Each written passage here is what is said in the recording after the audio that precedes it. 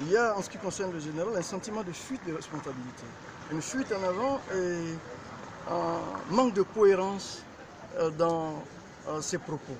Parce que autant il reproche certaines choses à certaines personnes, lui-même se refuse à les assumer.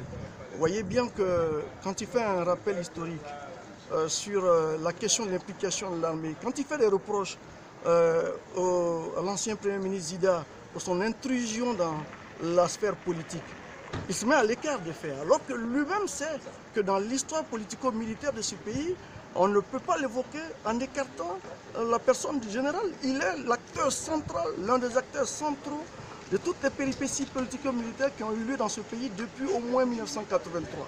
Donc il est temps, à un moment donné, moi je pense qu'il regarde les choses en face et qu'il accepte d'assumer, au vrai sens du terme, sa part de responsabilité dans l'histoire de ce pays. Et de toute évidence, est-ce qu'en 1983, quand il prétend lui-même avoir fait un coup d'État comme sauveur de la Révolution, alors que Thomas Sankara s'y refusait, est-ce qu'il a eu besoin de la hiérarchie militaire pour le faire? Écoutez, soyons un peu plus sérieux que cela. Jamais dans un coup d'État, on a l'assentiment général de la hiérarchie militaire pour faire un coup d'État.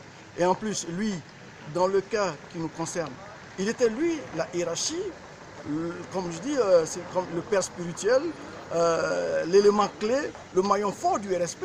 Il n'avait besoin, comme il le dit lui-même, le rapport de force étant en leur faveur, de personne pour perpétrer son coup d'État.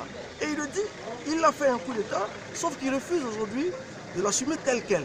Bon, chacun en prendra acte.